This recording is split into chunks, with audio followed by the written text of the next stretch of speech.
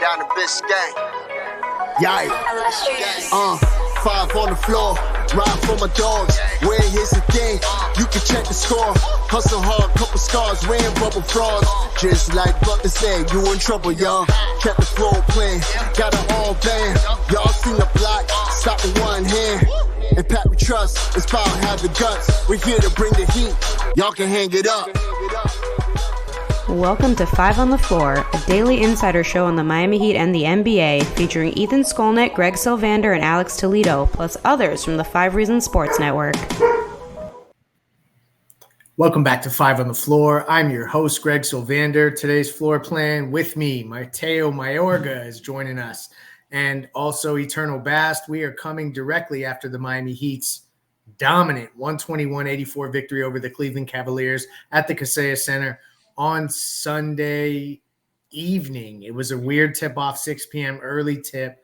The Miami Heat came to play. It was the largest margin of defeat for the Cleveland Cavaliers of the season, if I heard the broadcast correctly, as well as their worst offensive output all year. And so Miami's defense was humming.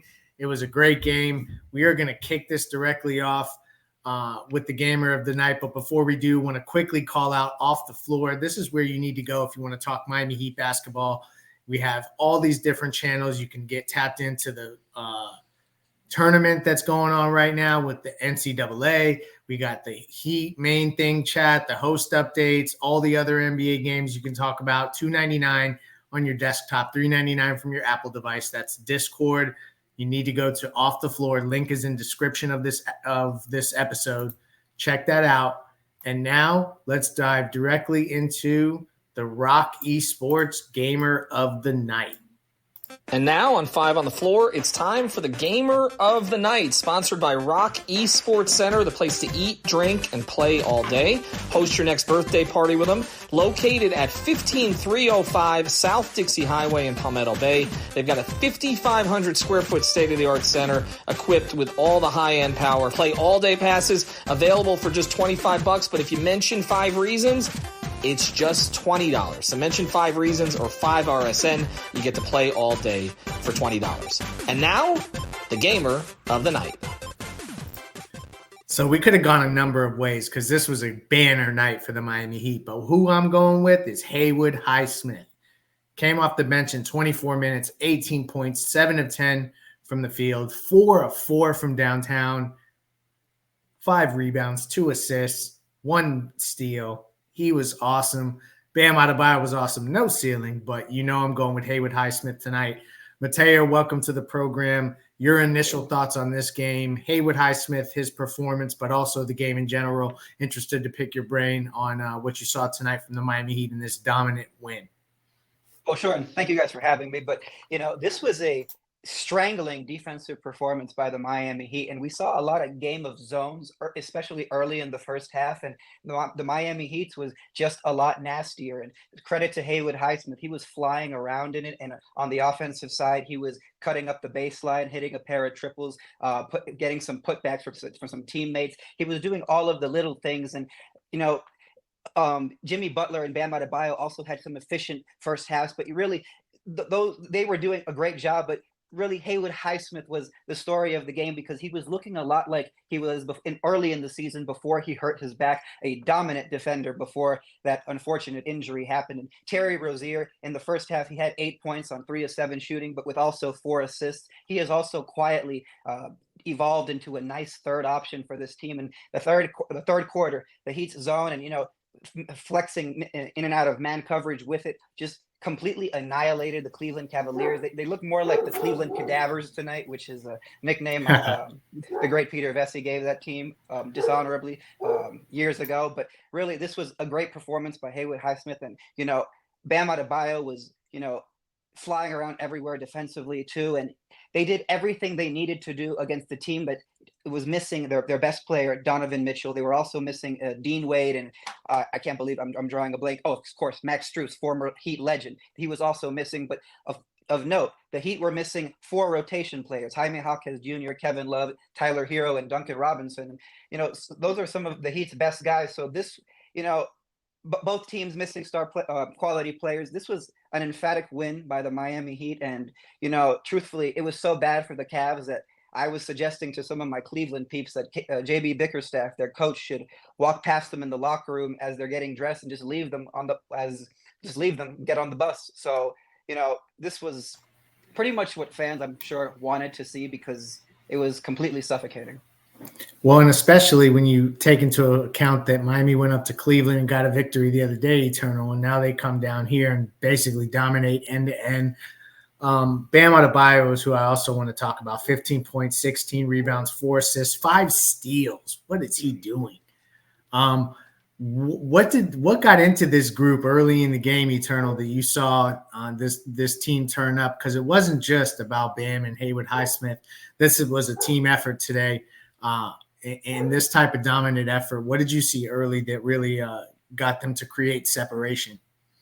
Well, it just seems like they were doing things properly. Like, you and I, we talked about on the previous post-game pod that, in that game on Friday, they just wasn't operating in a way, that made sense. And so, like, they came out from the jump, not necessarily just being super dominant, but just making the right pass, making the right play, not beating yourself. And so we saw that early from the jump, and that's how they got out to a nice 6-7 point lead. And then it just started to grow from there. Looking at it here, Miami outscored them in the first quarter, 32-22, then 28-17 in the second quarter. And, them coming out the way they did in the third quarter, getting very active on defense with Bam leading the way. Jimmy, Terry, and Patty Mills. I asked on Twitter someone to explain to me, like I'm 5, why Patty Mills was still starting. It wasn't that Patty had a bombs away approach from 3 only to a 5, but in the Heat culture way, Mateo, Patty had 2 steals and was very, very active on defense. So have to give him his credit for that. Agree wholeheartedly that this was a better game from Patty. The shooting will come from him. It was good to see him impact the game in other ways. They forced Cleveland into 17 turnovers, so it was they played right into Miami's hands. It was Evan Mobley's first game back, and I felt like they neutralized him to a large degree. What do you think of the way that Miami is using the zone, Mateo, as they play against these teams? And now teams are also zoning up against Miami, and how Miami much better handled the zone tonight versus the last couple nights where they got stifled when teams went zone against them and kind of used their own poison against them. It was totally discouraging for anybody that just follows the team watching the meltdown a couple of days ago to the New Orleans Pelicans, because the Miami Heat looked totally inept in that zone. They were taking too many outside jumpers and just refused to attack the heart of it. And that was not the case today. There was a lot of off-ball movement. There was a lot of pick and roll action. And in this game, they took advantage of the Cavaliers not having, someone like Max Strus who can create a ton of gravity, and someone like Donovan Mitchell who creates a ton of overreactions as well. And another reason why the zone was so effective, Darius Garland has not been himself this entire season. He was someone who, I want to say around the 16th or the 6th of December, he broke his jaw and he had to miss a considerable amount of time, close to 2 months. And he really hasn't looked like himself. He is someone who is taking more outside jumpers, and he is not converting them at the same clip as last season. Last year, he was a 41% shooter. Right now, he's hovering above 37%, which is better than league average, but he's not putting the same pressure on a defense as he was in the past. And, the Heat are going to capitalize on that, and they intelligently did. So, if they're going to keep seeing opponents that are, understaffed, the zone is a great method to, stifle their offenses. Definitely. They figured out the zone tonight on offense and defense. I also thought Jimmy Butler picked his spots in nice ways. Before we dive into Jimmy's performance and maybe get into some of the guys off the bench as well, because there was plenty to talk about in this banner performance, let's go to the Insurance by Lynette play of the night. And now it's time for the Insurance by Lynette Play of the Night, sponsored by InsuranceByLynette.com, an A-aggressive insurance agency. You can reach out to our friend Lynette at 954-581 954-581-8800. That's 954-581-8800, or insurancebyLynette.com. That's insurancebyLynette.com with 2 N's and 2 T's. Your best play for auto insurance, homeowners insurance, condo insurance, life insurance, or a retirement program. Reach out to Lynette at insurancebyLynette.com. So, we could pick the Terry Rozier dunk, but we're not. Eternal had to play pre-show. I'm going to let him articulate it to y'all. Give him the play of the night, Eternal Bast. So they just scored. It's in the third quarter. They just scored. Miami's on a feverish run, Mateo, Greg. And then they come back down as they're settling back into the defense. There's a pass from the wing to the top of the key on Cleveland. Bam he reads the play, gets a hand on the ball, dribbles up court before making it to the half court, and throws a beautiful bounce pass to Nikola Jovic, who finishes at the rim.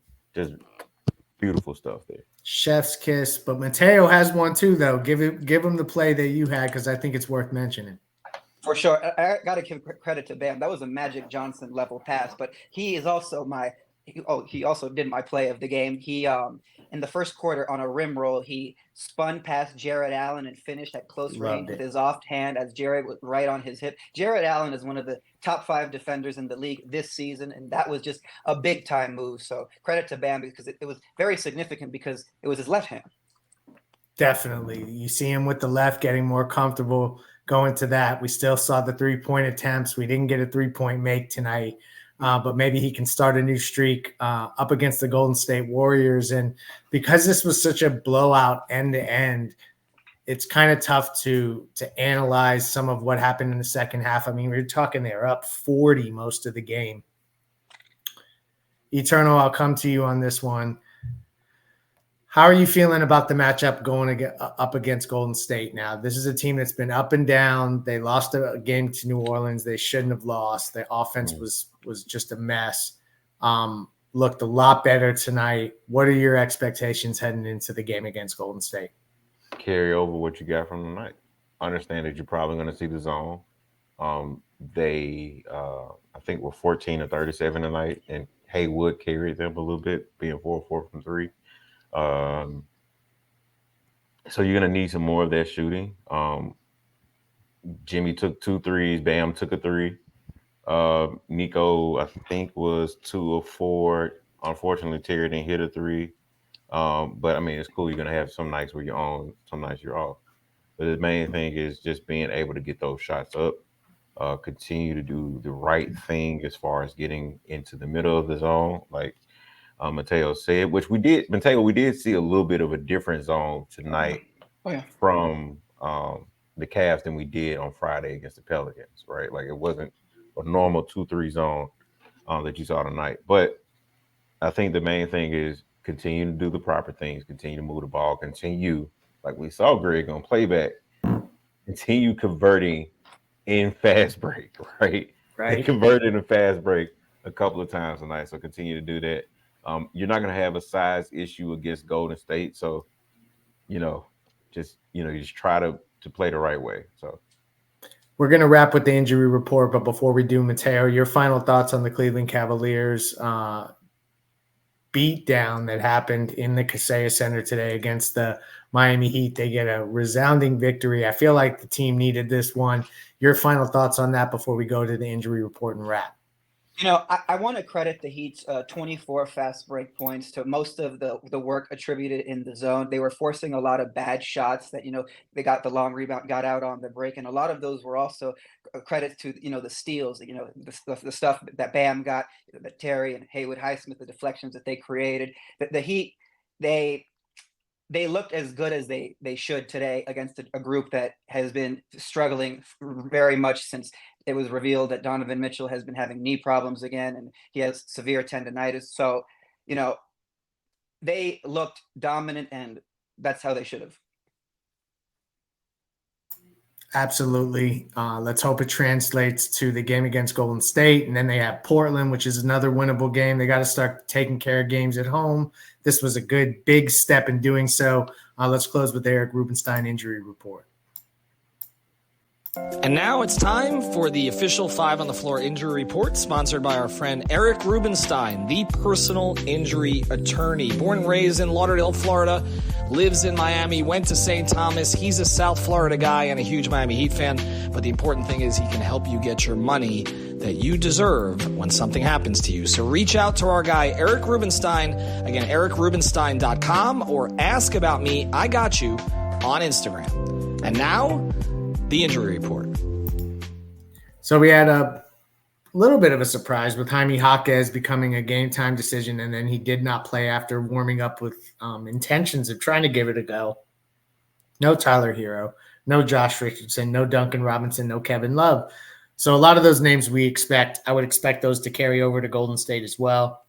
Although Jaime Jaquez, I do think will be able to suit up against Golden State. So I do think this may be only a one-game absence for him. If he does miss the one against Golden State, we probably will see him against Portland. This didn't appear to be a prolonged absence when I checked in on it, but you never know how these things with injuries go. Let's hope Tyler Hero and Kevin Love can get back on the court soon, but I'd imagine Duncan may get on the court the soonest of all those guys. So, Mateo, you got any final thoughts here? I see raising your hand. I definitely want to get in any final thoughts, and then Eternal, we'll go to you before we wrap. Right now the Warriors are in the middle of a slugfest with the Minnesota Timberwolves, but over their last 10, they've only won 4. And right now it's a little bit under discussed around the league, but Stephen Curry is still an excellent player, but I don't think he has the same takeover effect as he used to. And I don't think he still looks like the same 1A he used to be, because he has regressed on the defensive side. And I'm just ready for, let's say if it's him or Andrew Wiggins taking the ball up the floor against the Heat, I'm ready for Spoelstra to sick Haywood Highsmith on either one of them to create some defensive havoc, or maybe give him some help in the full court press with the 2-2-1 press. The Warriors have not been the same, ever since Draymond Green punched Jordan Poole, and, it fractured the identity and the unity of that group. So I think the Heat are going to jump on that team as soon as they see them in Miami in a couple of days.